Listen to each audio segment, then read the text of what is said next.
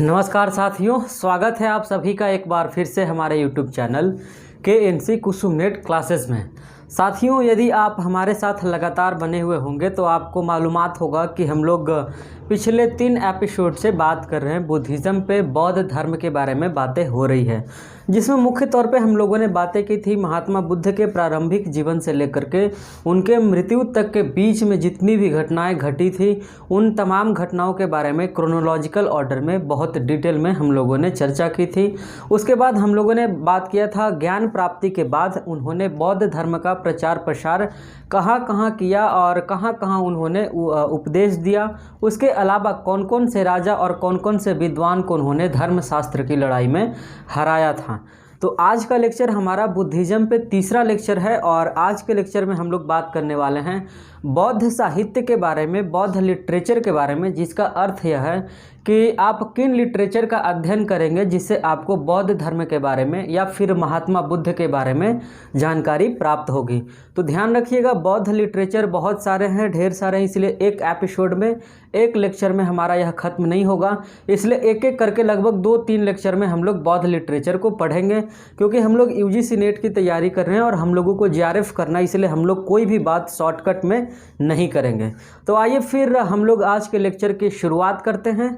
तो आशा करता हूं कि आप हमारे हमेशा की तरह आप हमारे साथ चीज़ों को लिखते चलेंगे और लिखने से ज़्यादा आप समझने की कोशिश करेंगे। तो आइए फिर शुरू करते हैं। तो सबसे पहले बात करेंगे हम लोग बौद्ध साहित्य में जो सबसे इम्पॉर्टेंट साहित्य है उसको बोला जाता है पिटक, ठीक है, जिसमें मुख्य तौर पे 3 पिटक हैं, उसको त्रिपिटक के नाम से जाना जाता है। आप हमारे साथ लिखते चलेंगे तो आपको ज़्यादा सुविधा होगा, क्योंकि यदि आपके पास लिखित रूप में नोट्स तैयार रहेंगे तो फिर आपको एग्जामिनेशन के समय में रिवीजन करने में बहुत ज़्यादा सुविधा होगी। तो सबसे पहले लिखिए, त्रिपिटक साहित्य सबसे इम्पॉर्टेंट है, ठीक है। त्रिपिटक इसका नाम इसीलिए पड़ा है दोस्तों, त्रि का अर्थ है 3, यानी 3 पिटक हैं, ठीक है। अब हम लोग बात करते हैं कि कौन कौन से 3 पिटक हैं और किस पिटक में किस सूक्त की चर्चा की गई है। तो सबसे पहले हम लोग बात करते हैं विनय पिटक के बारे में। ध्यान रखिएगा, त्रिपिटक में 3 पिटक हैं। पहला का नाम है विनय पिटक, दूसरे का नाम है सुत्त पिटक और तीसरे का नाम है अभिधम पिटक, जिसमें अभी यहाँ पर मैं मेंशन नहीं किया हूँ। फिलहाल आप यह दोनों पढ़िए, उसके बाद फिर हम लोग उसे भी मेंशन करेंगे, अभिधम पिटक को भी। तो विनय पिटक क्या है? विनय पिटक के बारे में सबसे पहला पॉइंट आप लिखिए, विनय पिटक को पाली भाषा में लिखा गया। और ध्यान रखिएगा, यह तीनों के तीनों जो त्रिपिटक हैं उसको शुरुआती दौर में पाली भाषा में ही इसका संकलन किया गया था। तो पाली भाषा में है, पहली बात। दूसरी बात कि विनय पिटक का संकलन प्रथम संगीति, ठीक है, प्रथम संगीति 483 BC, यानी कि जब बुद्ध के मरने के बाद बुद्ध का देहांत 483 ईसा पूर्व में होता है। उनके मरने के बाद पूरे विश्व में पहली बार एक बौद्ध संगीति का आयोजन करवाया जाता है, उसी को बोलते हैं प्रथम बौद्ध संगीति 483 BC। उसी संगीति में पहली बार विनय पिटक का किताब के रूप में संकलन करवाया जाता है। उससे पहले जो भी चीज़ें चल रही थी वह किताब के रूप में संकलन नहीं हुआ था। तो यहाँ तक क्लियर है। तो चलिए, विनय पिटक का संकलन कब हुआ? तो प्रथम बौद्ध संगीति 483 BC में। उसके बाद देखिए, विनय पिटक में बौद्ध धर्म के अनुशासन से रिलेटेड, डिसिप्लिन से रिलेटेड जो उनके लॉ हैं, एथिक्स हैं, उनकी चर्चा की गई है। उसके अलावा उनके जो विधान है, जो आत्मा को लेकर के या फिर किसी भी चीज़ लाइफ को लेकर के जो उनके विधान हैं, उन तमाम विधानों की, उन तमाम कानूनों की चर्चा की गई है विनय पिटक के अंतर्गत। उसके बाद देखिए, विनय पिटक के मुख्य तौर पे 3 हिस्से हैं, ठीक है। विनय पिटक के मुख्य तौर पे 3 हिस्से हैं, जैसे त्रिपिटक के मुख्य तौर पे 3 हिस्से थे। तो इसके 3 हिस्से कौन कौन है? पहला हिस्सा का नाम है सुत्त विभंग, ठीक है, 3 विभंग है। कौन कौन? सुत्त विभंग है। उसके बाद दूसरा हिस्सा है जिसका नाम है खंडक और तीसरा हिस्सा का नाम है पचिद पाद। अब हम लोग एक एक करके तीनों हिस्सों को पढ़ते हैं। सबसे पहला हिस्सा है सुत्त विभंग। ध्यान रखिएगा, सुत्त का अर्थ होता है सुक्त, क्योंकि हम लोग बौद्ध लिटरेचर पढ़ रहे हैं और बौद्ध लिटरेचर में बात की गई है सुक्त को सुत्त बोला गया है, जैसे धर्म को धम बोला गया है, उसी तरीके से सुक्त को जैसे हम लोगों ने ऋग्वेद में पढ़ा था 1028 सूक्त थे, उसी तरीके से सुक्त को पाली भाषा में सुत्त बोला गया है। इसीलिए पहला जो हिस्सा है इसका, उसका नाम है सुत्त विभंग। अब देखो सुत विभंग में सुक्तों की व्याख्या की गई है, ठीक है। उसके बाद देखो इसमें पाती मुख्य नियम का भी चर्चा किया गया है, इसमें पाती मुख्य नियम का भी चर्चा किया गया है। इसको आप जरूर लिखिएगा कि पाती मुख्य नियम की चर्चा की गई है। चलिए उसके बाद आगे देखते हैं, और अगला है हमारे पास, इसमें 226 प्रकार के अपराधों की सूची। जैसे हमने आपको बताया था कि जैन धर्म में भी कई तरह के पाप बताए गए थे और मृत्यु के विधि बताए गए थे, जिसमें एक संलेखन विधि था जो बहुत ज़्यादा फेमस था। उसी तरीके से बौद्ध धर्म में यानी कि विनय पिटक के सुत विभंग में 226 प्रकार के अपराधों की चर्चा की गई है। उसके साथ साथ कई तरह के पाप की भी चर्चा की गई है। उसके बाद देखिए इसमें एक उपोषित पाठ की भी चर्चा की गई है। दोनों बातें याद रखिएगा। यदि आपको पाती मुख्य नियम समझ में नहीं आ रहा है कि उसे क्या कहते हैं या फिर वह क्या है, तो उसको आप लिख सकते हैं। पाती मुख्य नियम का अर्थ है कि एक वैसा नियम जिस नियम के अंतर्गत बौद्ध धर्म में शामिल होने वाले भिक्षु एवं भिक्षुओं को बौद्ध धर्म का पाठ को याद करना पड़ता था, उसी को बोलते थे पाती मुख्य नियम, यानी उसको कंठस्थ करने का नियम था, उसी को पाती मुख्य नियम की संज्ञा दी गई है बौद्ध लिटरेचर में, ठीक है। अब देखो उसके बाद उपोषित पाठ है, तो जो चीज़ें लोग याद करते थे भिक्षु एवं भिक्षुणी, उसको 15 दिन के बाद फिर से दोहराना पड़ता था, ठीक है। उसको 15 दिन के बाद से फिर से सुनाना पड़ता था। जैसे आप बचपन में स्कूल में पढ़ते थे तो कोई भी चीज़ पहले आपको दिया गया आप उसको याद करते थे, तो याद करने की जो प्रक्रिया है बौद्ध धर्म में, उसी को बोला गया पाती मुख्य नियम। और जब आपके गुरुजी 10 दिन बाद बोलते थे कि आप उसको सुनाइए, तो उसी को बौद्ध धर्म में यहाँ पर बोला गया है उपोषित पाठ, ठीक है। तो आप कंफ्यूजन मत होइएगा, एकदम आसान भाषा में समझने की कोशिश कीजिएगा। चलिए उसके बाद पहला हम लोगों ने पढ़ा पहला हिस्सा। दूसरे हिस्से पे आते हैं, और दूसरा हिस्सा का नाम है खंदक। खंदक को 2 हिस्सों में बांटा गया है, एक को बोला जाता है महाबग और दूसरे को बोला जाता है चूलबग, ठीक है। अब देखते हैं महाबग क्या है और चूलबग क्या है।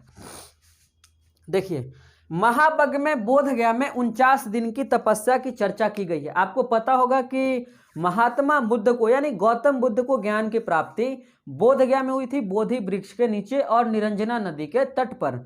तो बोध गया में जो उन्होंने 49 दिन की लगातार तपस्या की थी, उस तपस्या की चर्चा की गई है महाबग में। उसके अलावा गौतम बुद्ध ने अपने जीवन के सफ़र के बारे में, वह कहाँ कहाँ घूमे, कहाँ कहाँ उन्होंने उपदेश दिया, इन तमाम चीज़ों के बारे में उन्होंने महाबग में जिक्र किया है। उसके बाद दूसरे बग पे आते हैं, और दूसरा बग है चूल बग, ठीक है। चूल बग में क्या बताया गया है, इसमें कई तरह के नियम एवं कथाओं का चर्चा किया गया है, लेकिन विस्तृत रूप में नहीं बल्कि संक्षिप्त रूप में।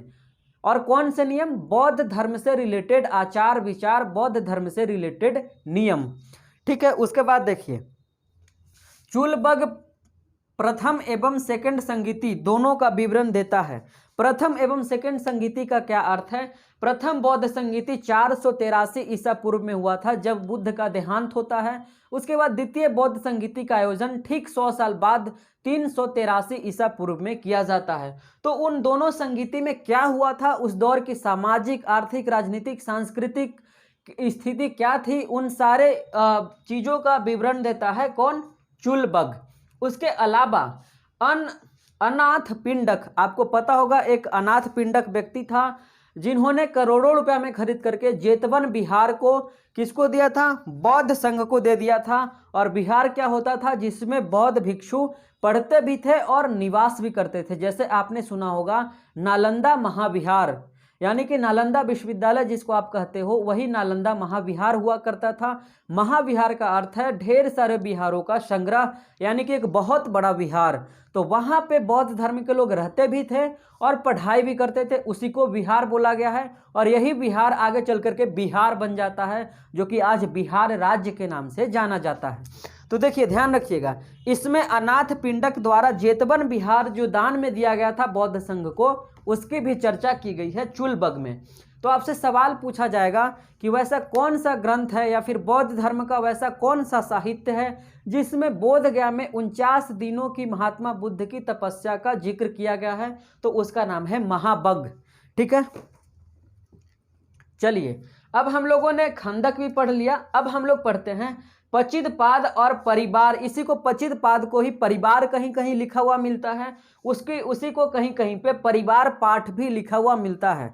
देखिए ध्यान रखिएगा, इन तमाम चीज़ों को यदि आप डिटेल में पढ़ना चाहते हैं तो मैं आपको एक किताब सजेस्ट करता हूं, आप वहां से पढ़ सकते हो। क्योंकि यूट्यूब पर आप किसी और टीचर के वीडियोस देखेंगे तो वहां पर आपको चीज़ें इतनी डिटेल में नहीं बताई गई है। ऐसा मैं इसलिए बोल रहा हूं, दावा कर रहा हूं, क्योंकि जब मैं पढ़ाई कर रहा था जीआरएफ के लिए या फिर किसी और एग्जामिनेशन के दृष्टिकोण से, तो उस समय जितने भी वीडियोस मैं देखता था यूट्यूब पे, किसी भी वीडियोस में कोई भी टीचर इतने डिटेल में बात नहीं करते थे। लेकिन जब हम लोग एग्जामिनेशन में जाते थे तो वहाँ पर बहुत डिटेल में सवाल पूछा जाता था। इसी वजह से हमने इसे बहुत डिटेल में चर्चा करने की शुरुआत की है। तो इसको यदि आप पढ़ना है पूरे तरीके से आपको डिटेल में, तो आप किताब के रूप में आप डॉक्टर रमेश चंद्र मजूमदार की लिखी गई किताब है प्राचीन भारत, यदि आप पढ़ने में इच्छुक हैं तो, नहीं तो अन्यथा आपको इस वीडियो से ही काम चल जाएगा। इसलिए आप ज़्यादा किताब मत खरीदिए, लेकिन आप पढ़ने के शौकीन हैं तो आप इस किताब को पढ़ सकते हैं। देख लीजिए, आरसी दत्त राइटर का नाम है। तो चलिए अब आगे बढ़ते हैं हम लोग और तीसरे हिस्से पे चलते हैं, पचिद पाद पे। पचिद पाद क्या हो दोस्तों? एक प्रकार से पूर्वोक्त साहित्य का सारांश है, यानी कि इससे पहले जो भी साहित्य थे उन साहित्यों को समराइज किया गया है किसमें? पचिद पाद में। और इसमें आचार विचार तथा नियम की भी चर्चा की गई है और यह एक अनुक्रमणिका है, यानी कि यह एक क्रोनोलॉजिकल ऑर्डर में इसमें चीज़ों को सजाया गया है। तो मुख्य तौर पे 3 हिस्से थे विनय पिटक के। यदि विनय पिटक से कोई भी सवाल आता है और आप यह 3 हिस्से को पढ़ लिए इतना, तो एक भी सवाल आपका किसी भी एग्जामिनेशन का हो, निश्चित तौर पे कोई भी सवाल नहीं छूटेगा। 100% आप सवाल को सॉल्व कर लोगे। उसके बाद आते हैं दूसरे पिटक पे, और दूसरे पिटक का नाम है सुत पिटक। ठीक है, अब सुत पिटक लिखिए और उसके बाद डैश दीजिए। सुत पिटक आनंद ने संकलन करवाया इसका, और यह भी प्रथम बौद्ध संगीति के समय। प्रथम बौद्ध संगीति कब हुआ था? याद रखिएगा, जब महात्मा बुद्ध का देहांत होगा 483 ईसा पूर्व में, उसी साल प्रथम बौद्ध संगीति का आयोजन करवाया जाएगा। तो यहाँ पर आनंद वही जो गौतम बुद्ध के फेवरेट शिष्य थे, जिनको कपिलवस्तु के और राजगीर के बीच में एक प्लेस था अनुपिये बाग, वहाँ पर आनंद और महात्मा बुद्ध की पहली बार मुलाकात होती है। और वहीं पर देवदत्त को, भद्रक को और आनंद को, इन 3 लोगों को महात्मा बुद्ध अपना शिष्य के रूप में स्वीकार करते हैं और ये लोग बुद्ध को अपना गुरु के रूप में स्वीकार करते हैं। तो महात्मा बुद्ध के फेवरेट शिष्य यही आनंद, जिनके कहने पर महात्मा बुद्ध ने पहली बार बौद्ध संघ का दरवाजा महिलाओं के लिए खोला था, जिसमें बिंबिसार की पत्नी क्षेमा, यशोधरा, उसके साथ साथ उनकी मौसी जो पहली महिला थी जो बौद्ध संघ में प्रवेश की थी, महाप्रजापति गौतमी। तो यह जो बौद्ध संघ का दरवाजा खुला था वह गौतम बुद्ध अपने शिष्य आनंद के कहने पर ही खोले थे। वही आनंद 483 बीसी में ही, ठीक है, वही आनंद 483 बीसी में ही सुत पिटक का संकलन करते हैं। ठीक है, अब देखिए, सुत पिटक 5 निकाय में, निकाय का मतलब हिस्सा होता है, भाग, ठीक है, पार्ट्स जिसको अंग्रेजी में आप बोलते हो, पार्ट, काइंड्स, सॉर्ट ऑफ, ये सारे के सारे 5 प्रकार में बांटा गया है सुत पिटक को। अब लिखिए बारी बारी से एक एक निकाय को हम लोग चर्चा करते हैं। पहला निकाय है हमारे पास दिघ निकाय। ठीक है, दिघ निकाय 2 शब्दों से बना है, पहला दिघ और दूसरा निकाय। निकाय का अर्थ है विभाग, डिपार्टमेंट, हिस्सा, और दिघ का अर्थ है दीर्घ। हिंदी में आपने दीर्घ सुना होगा, दीर्घ उत्तरीय प्रश्न, यानी कि जो लंबा होता है, जो बड़ा होता है। तो दीर्घ प्लस निकाय यानी कि बड़ा निकाय, बड़ा विभाग। शब्द से ही आप इसको संधि विच्छेद करके इसका आंसर, आप इसका शाब्दिक अर्थ आप समझ सकते हो। ठीक है, यह बड़ा हिस्सा है, यानी कि इसमें जितने भी निकाय आएंगे उसमें सबसे बड़ा निकाय होगा दिघ निकाय। उसके बाद देखिए, इसमें दीर्घ सूत्रों का संग्रह किया गया। दीर्घ का क्या अर्थ है? लंबा लंबा, जो बड़ा बड़ा है। तो बड़े बड़े सूत्रों का, सूतों का संग्रह किया गया है और इसमें 24 लंबे सूत्र की चर्चा की गई है। 24 लंबे सूत्र की चर्चा की गई है। उसके बाद इसमें कई इंपॉर्टेंट सूक्त हैं। सूक्त का अर्थ है हिंदी में सूत्र। कौन कौन? 3 इंपॉर्टेंट सूक्त हैं जिसकी चर्चा की गई है। कौन कौन? पहला है महापरिनिर्वाण सूक्त, दूसरा है जन वसव सूक्त और तीसरा है सामंजस्य फल सूक्त। अब देखो महापरिनिर्वाण सूक्त में क्या बात की गई है। इस सूक्त में महात्मा बुद्ध के मृत्यु से रिलेटेड आपको पता होगा कि जब उन्होंने शरीर का त्याग किया उसी को पाली भाषा में महापरिनिर्वाण बोला जाता है, यानी कि जिसको आप हिंदुओं में हिंदी में आप मृत्यु बोलते हो, उसी को पाली भाषा में महापरिनिर्वाण के नाम से संबोधित किया जाता है। तो इसमें गौतम बुद्ध के जीवन के मृत्यु के बारे में चर्चा की गई है और मृत्यु के बाद आपको पता होगा कि उनके हड्डी के अवशेष को, उनके अस्थि के अवशेष को 8 हिस्सों में बांट दिया गया था, जो कि पिछले लेक्चर में आपको बताया था, और 8 लोगों को 8 गणराज्यों को दिया गया था। तो उन तमाम चीज़ों की चर्चा महापरिनिर्वाण सूक्त में की गई है। और महापरिनिर्वाण सूक्त किसका हिस्सा है? दिग्घ निकाय का। और दिग्घ निकाय किसका हिस्सा है? सुत्त पिटक का। तो आप इन तीनों चीज़ों को याद रखिएगा, तीनों चीज़ों को नोट्स में शामिल कीजिएगा। उसके बाद देखिए जन वसव सूक्त है। जन वसव सूक्त में जम्बू द्वीप पर चर्चा की गई है। जम्बू द्वीप आपको पता होगा कि पाली टेक्स्ट में भारत को ही जम्बू द्वीप के नाम से संबोधित किया गया है। उसके बाद सामंजस्य फल सूक्त में इसमें बताया गया है कि बौद्ध धर्म, यानी कि जिस समय महात्मा बुद्ध आ रहे हैं उसी समय 6 कॉन्टेम्प्ररी लोग थे जिनका नाम हमने आपको पहले लेक्चर में जैनिज्म जब पढ़ा रहे थे उस समय ही समझाया था। वह 6 लोग कौन कौन थे? आप यदि नाम अभी नोट करना चाहते हैं तो आप लिख सकते हैं। उनका नाम है निगंठन नाथ पुत्र, यानी कि यह महावीर का ही नाम है, महावीर का ही निकनेम है। उसके बाद पूरण कश्यप हैं, और तीसरे अजीत केश कंबलिन हैं, और चौथे हैं मखली गोसाल जिन्होंने आजीवक संप्रदाय की स्थापना की थी। उसके बाद संजय बेल्लट पुत्र हैं। उसके बाद पुकुध कात्यायन। ठीक है, यह 6 लोगों की चर्चा, 6 समकालीन लोगों की चर्चा की गई है किसमें? सामंजस्य फल सूक्त में। उसके अलावा समकालीन और भी जो व्यक्ति हुए, समाज, अर्थव्यवस्था, उन तमाम चीज़ों की चर्चा की गई है। उसके बाद आते हैं हम लोग दूसरे निकाय पर। दूसरा निकाय है मध्यम निकाय। ठीक है, यह 2 शब्दों से बना है, मध्यम प्लस निकाय। मध्यम का अर्थ है मध्यम, ध्यान रखिएगा। मध्यम एक पाली भाषा का शब्द है और उसको यदि आप अंग्रेजी में देखोगे तो उसको मीडियम बोलते हैं। मीडियम का अर्थ यहाँ पर माध्यम नहीं है बल्कि मीडियम साइज की बात कर रहे हैं, यानी कि मध्यम आकार का। और यदि आप हिंदी में बात करें तो मध्यम यानी कि बीच का, न बड़ा न बहुत छोटा, बीच का, है ना। तो इसको मध्यम निकाय बोला गया है। इसमें मध्यम सूत्रों का संग्रह किया गया है। वैसे सूत्र जो ना बहुत लंबा था न बहुत छोटा था, जो मिडिल आकार का था, जो मध्यम आकार का था, उसी का संकलन किया गया है। इसमें टोटल 152 सूत्रों की, 152 सूत्रों की चर्चा की गई है। यहाँ पर कितने था? यहाँ पर 24 लंबा सूत्र था। ठीक है, यह ध्यान रखना, यह गद्य एवं पद्य, यह गद्य एवं पद्य दोनों भाषा में लिखा गया है। उसके बाद देखिए मध्यम निकाय के अंतर्गत कुछ सूक्त हैं जो बहुत इंपॉर्टेंट हैं। 2 सूक्त हैं, वह नाम लिख लीजिए। एक है पहला बोधि राजकुमार सूक्त और दूसरा का नाम है राहुलोवाद सूक्त। बोधि राजकुमार सूक्त क्या था? आपको पता होगा कि उस समय कौशल का राजा था जिसका नाम था बोधि राजकुमार। तो वह बौद्ध धर्म में जब दीक्षा लेता है, जब बौद्ध धर्म की शरण में आता है, उसी की चर्चा की गई है इस सूक्त में। उसके बाद आत्मा पर महात्मा बुद्ध का क्या विचार था, उनके अपने क्या मानना था, उनका क्या आइडियोलॉजी था, उन तमाम चीज़ों की चर्चा राहुलोवाद सूक्त में की गई है। तो ध्यान रखिएगा, आप लिखिएगा तो पहले लिखिएगा राहुलोवाद सूक्त, उसके बाद डैश दे करके जो मैं बोलता हूँ उन सारे चीज़ों को आप शामिल कर लीजिएगा। चलिए उसके बाद आते हैं हम लोग तीसरे निकाय पर, और तीसरा निकाय है संयुक्त निकाय। संयुक्त का अर्थ क्या है? अंग्रेजी में बोलेंगे तो ज्वाइंट, यानी कि मिक्स, यानी कि मिला हुआ, जिसमें लंबा भी हो, छोटा भी हो, मीडियम भी हो, तीनों हो सकता है इसमें। इसी को बोला गया मिक्स्ड। इसको मिश्रित निकाय भी कहीं कहीं पर कहा गया है। इसमें ध्यान रखिएगा 2-2 सूक्तों का योग का चर्चा किया गया है, यानी 2-2 सूत्रों को मिलाकर के एक सूत्र का निर्माण किया गया है और उसी की चर्चा की गई है। चलिए उसके बाद आते हैं, इसमें मुख्य तौर पे यक्ष हैं और कौशल हैं। ठीक है, 2 सूक्त हैं, कौन कौन? एक है यक्ष सूक्त और दूसरा है कौशल सूक्त।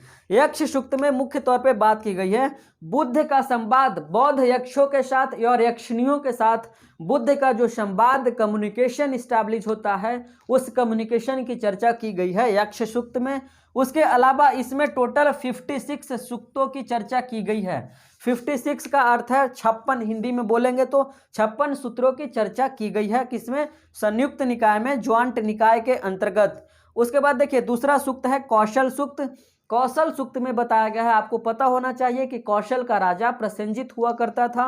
तो प्रसेनजित के साथ महात्मा बुद्ध के, गौतम बुद्ध के क्या संबंध थे, उन संबंधों की चर्चा कौशल सूक्त के अंतर्गत की गई है। यहां तक क्लियर है। चलिए आगे आते हैं। चौथा निकाय है हमारा अंगुत्तर निकाय। ठीक है, यह बहुत इंपॉर्टेंट है, बहुत फेमस भी है। अंगुत्तर निकाय का पहला पॉइंट लिखिए, इसमें सबसे ज्यादा सूक्तों की चर्चा की गई है। सबसे लंबे सूक्तों की चर्चा किसमें थी? ऊपर वाले में, दिग्घ निकाय में। सबसे ज्यादा सूत्रों की चर्चा किसमें है? अंगुत्तर निकाय में 2300 से ज्यादा सूत्रों की चर्चा की गई है। 2300 से भी ज्यादा सूक्त की चर्चा की गई है। उसके बाद इसमें 16 महाजनपदों की चर्चा का विवरण मिलता है, चर्चा का प्रमाण मिलता है। उसके बाद आप देखोगे कि दमन तथा लोकप्रियता के तत्व की चर्चा, यानी किसी चीज का दमन करना है तो उसके लिए कौन कौन से कारक जिम्मेदार हैं, कौन कौन से काम आपको करना चाहिए, उसके बारे में चर्चा की गई है। उसके बाद आपको लोकप्रियता हासिल करना है तो उसके लिए कौन कौन से तत्व हैं, उन तमाम तत्वों की, उन तमाम एलिमेंट्स की चर्चा की गई है। उसके अलावा आप एक उत्तम पद का क्या अर्थ है? लोकप्रिय पद पाना चाहते हैं जीवन में, तो उस पद को पाने के लिए कितने तत्व हैं, कितने एलिमेंट हैं और आपको कैसे कैसे क्या काम करना चाहिए, उन तमाम चीज़ों के बारे में महात्मा बुद्ध ने जिक्र किया है और उसकी चर्चा की है।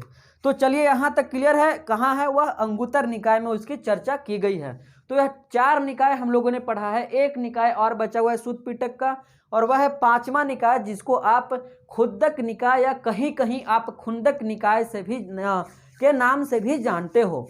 ठीक है, तो आप ध्यान रखो, खुंदक निकाय में बौद्ध धर्म के शिक्षा की चर्चा की गई है। खुंदक निकाय में बौद्ध धर्म के शिक्षा की चर्चा की गई है। उसके बाद इसमें छोटे छोटे, जो एकदम छोटे से थे, स्मॉलेस्ट सूक्त थे, स्मॉलेस्ट सूत्र थे, उन तमाम सूत्रों की चर्चा खुंदक निकाय के अंतर्गत की गई है। और खुंदक का अर्थ ही छोटा होता है।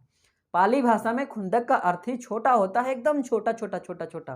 ठीक है, तो चलिए क्लियर है। उसके बाद आप एक बहुत फेमस सा स्टेटमेंट सुने होंगे, बुद्धम शरणम गच्छामि, संघम शरणम गच्छामि और धम्म शरणम गच्छामि। यह जो इंपॉर्टेंट, ये बड़ा फेमस सा लाइन है, इसकी चर्चा दरअसल खुंदक निकाय के अंतर्गत की गई है, इसलिए आप याद रखिएगा। यदि आप अभी तक जानते थे तब तो ठीक है, नहीं जानते थे तो यह एक नया इन्फॉर्मेशन है, आपको जानना चाहिए, याद रखना चाहिए, इससे सवाल पूछे जाते हैं। आगे आते हैं हम लोग।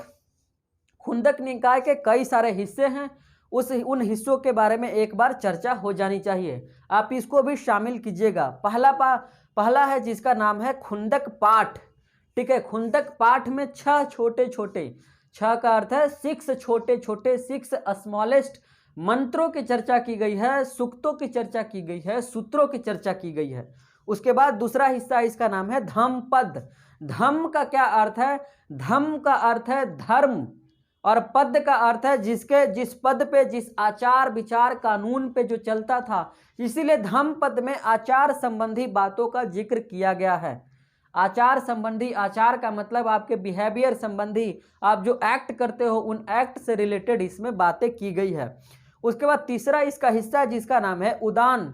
उदान में उत्साहवर्धक बातें, उत्साहवर्धक बातें, अप्रिशिएशन के लिए जो आप किसी के लिए शब्द का इस्तेमाल करते हैं, उन शब्दों की चर्चा। उसके साथ साथ आनंददायक, यानी जिससे आपको प्लेजर फील होता है, जिससे आपको आनंद की अनुभूति होती है, उन सारे वचन का संकलन किया गया है उदान के अंतर्गत। उसके बाद चौथा हिस्सा है इतिबुतक। इतिबुतक का अर्थ है, इतिबुतक शब्द का अर्थ आप बस याद रखो, इसका मतलब है ऐसा ही बुद्ध ने कहा, ऐसा ही बुद्ध ने कहा। अब इसमें तमाम चीजों की चर्चा की गई है। ऐसा ही बुद्ध ने मतलब कैसा ही बुद्ध ने कहा, तो बुद्ध ने जो भी चीज कहा एग्जैक्टली उन सारे चीजों को वहां पर पॉइंट आउट करके लिखा गया किसमें? इतिबुतक में। और इतिबुतक एक बौद्ध लिटरेचर के अंतर्गत आता है जो कि खुंदक निकाय का एक हिस्सा है। उसके बाद आ गया और उसका नाम है सूत निपात, इसको भी आप लिख लीजिए। उसके बाद अगला है विमान बत्थु और पेथ बत्थु। इसके बारे में कुछ आपको जानना नहीं है, बस आप लिख लो, इतना काफ़ी है, आप इसको याद रखना बस। ऐसा एग्जाम में जब यह नाम आए तो आपको यह ना लगे कि यह मैंने जीवन में पढ़ा नहीं था, यह इसको मैंने कभी सुना नहीं है, ऐसा महसूस नहीं होना चाहिए आपको। उसके बाद देखिए थेर गाथा है और इसी को थेर गाथी भी बोलते हैं। उसके बाद जातक है। जातक इंपॉर्टेंट है दोस्तों, आपने सुना होगा जातक कथा। ठीक है, यह बौद्ध साहित्य के अंतर्गत रखा जाता है। और जातक कथाओं में ऐसा बताया गया है कि बुद्ध को मानव में जन्म लेने से पहले 84,000 योनियों से होकर गुजरना पड़ा था। आपने सुना होगा, यह बहुत फेमस कहावत है या फेमस प्रोवर्ब है इंडिया में, जो लोग कहते हैं कि मनुष्य जीवन में पाने के लिए या मनुष्य का जीवन पाने के लिए एक व्यक्ति 84,000 योनियों से होकर गुजरता है। इसकी चर्चा दरअसल जातक कथाओं में की गई है और यह कहावत जातक कथा यानी कि बौद्ध साहित्य से उठाकर लाया गया है। और आज के समाज में भी यह कथा, यह जो स्टेटमेंट है, जो प्रोवर्ब है, जो कहावत है, आज भी उतना ही प्रासंगिक है जितना उस दौर में प्रासंगिक था। चलिए, उसके बाद आप देखिए, जन्म के 500 से अधिक कहानियां, यानी बुद्ध कहा जाता है कि बुद्ध बनने से पहले, यानी बुद्ध के रूप में जन्म लेने से पहले 500 बार पहले भी जन्म ले चुके थे, 499 बार पहले जन्म ले चुके थे और 500वें बार में वह बुद्ध के रूप में जन्म लिए, सिद्धार्थ के रूप में उनका जन्म हुआ। ऐसी चर्चा की गई है जातक कथाओं में। और जातक कथाएं मुख्य तौर पे गद्य में कहा गया था, लेकिन उसका संकलन पद्य में किया गया। लेकिन गद्य में जो बातें कही गई है उसको बौद्ध साहित्य के अंतर्गत नहीं रखा जाता है, पद्य में जो लिखा गया उसी को बौद्ध साहित्य के अंतर्गत रखा जाता है, काउंट किया जाता है। उसके बाद देखो, अगला है अवदान। अवदान भी एक बौद्ध साहित्य है और इसमें स्त्री पुरुष बौद्ध संतों की चर्चा की गई है। आपको पता होगा कि आनंद के कहने के बाद वैशाली में ही महात्मा बुद्ध ने नियम बनाया था कि अब बौद्ध संघ में प्रवेश महिलाएं भी कर सकती हैं। इसलिए स्त्री एवं पुरुष, यानी कि जो महिला बौद्ध भिक्षु थी उसके अलावा पुरुष बौद्ध भिक्षु थे, उन दोनों बौद्ध भिक्षुओं की, बौद्ध संतों की संवाद की चर्चा, उनके एक्ट की चर्चा, उनके क्रियाकलापों की चर्चा अवदान के अंतर्गत की गई है। उसके बाद देखिए, बुद्ध वंश है और बुद्ध वंश भी एक बौद्ध साहित्य है। इसमें 12 कल्पों की चर्चा की गई है, 12 कल्प। उसके अलावा 24 बुद्ध की चर्चा, यानी बताया गया है कि बुद्ध की तरह 24 बुद्ध और थे। इन तमाम चीजों की चर्चा बुद्ध वंश के अंतर्गत की गई है। उसके बाद देखिए, निदेश है और महानिदेश। इसमें सुत्त निपात पर टीका लिखा गया। हमने यहाँ पढ़ा सुत्त निपात पर ही टीका लिखा गया था, जिसको निर्देश और कहीं कहीं महानिदेश के नाम से जाना जाता है। तो यह तमाम सारी बातें सुत्त पिटक के बारे में थी। अब हम लोग एक बार अभिधम पिटक भी देख लेते हैं, जो कि तीसरा और लास्ट पिटक है।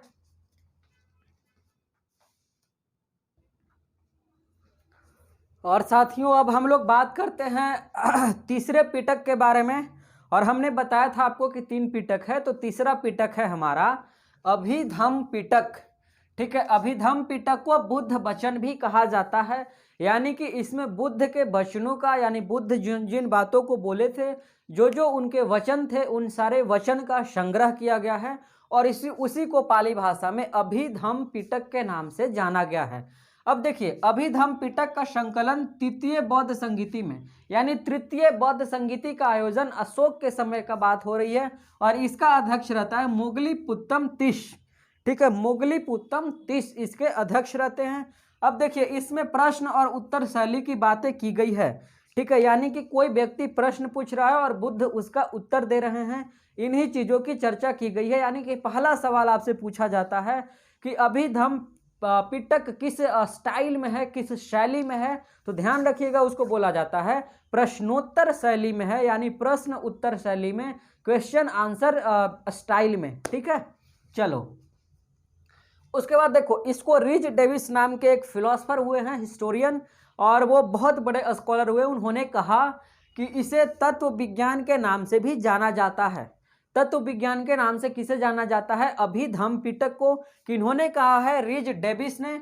उसके अलावा इसका जो संकलन किया गया है मुख्य तौर पे सुत्त पिटक का ही एक कॉपी पेस्ट है, कॉपी ही किया गया है। बस अंतर यह है कि इसमें जो चर्चा की गई है, जो वर्गीकरण किया गया है, क्लासिफिकेशन किया गया है, जो पार्टीशन किया गया है, उसको ज़्यादा विद्वतापूर्वक तरीके से, यानी ज़्यादा बेहतर तरीके से, ज़्यादा इंटेलेक्चुअल लोगों ने मिलकर किया है। उसके अलावा और कोई अंतर नहीं है। और ध्यान रखिएगा, इसमें मुख्य तौर पे कथा बत्थु तथा मोगलीपुत्तम तिश, ठीक है, मोगलीपुत्तम तिश के बीच में जो संवाद, जो चर्चा स्टैब्लिश होता है, उसी चर्चा की चर्चा है, उसी चर्चा की व्याख्या की गई है और वही उसी के नाम से अभिधम पिटक फेमस भी है। ध्यान रखिएगा, इसको कहा तो जाता है बुद्ध वचन, लेकिन इस संवाद में मुख्य तौर पे मोगलीपुत्तम तिष्ठ का यानी अभिधम पिटक में मोगलीपुत्तम तिष्ठ के वचनों का ही संग्रह किया गया है, लेकिन कहने के लिए बुद्ध वचन का संग्रह कहा जाता है। इसलिए एग्जामिनेशन में सवाल आ जाए पहले बुद्ध वचन रहे तो उसको टिक कीजिए, बुद्ध वचन नहीं रहे और उसके बाद स्कॉलर का नाम रहे उसमें मोगलीपुत्तम तिष्ठ रहे तो आप मोगलीपुत्तम तिष्ठ का नाम याद रखिएगा। उसके बाद आगे आते हैं और अभिधम पिटक के 7 भाग हैं। 7 भाग कौन कौन है? एक का नाम है यमक, दूसरे का नाम है धातु कथा, तीसरे का नाम है पुंगल पंचती और चौथा है पेठान, पांचवा है कथा बत्थु और छठा है धम संगिनी और सातवां है विभंग। इससे सवाल आपसे नहीं पूछे जाते हैं ज़्यादा डिटेल में, इसलिए हमने इसको ज़्यादा डिटेल में चर्चा नहीं किया है। आप बस इतना लिख लेना।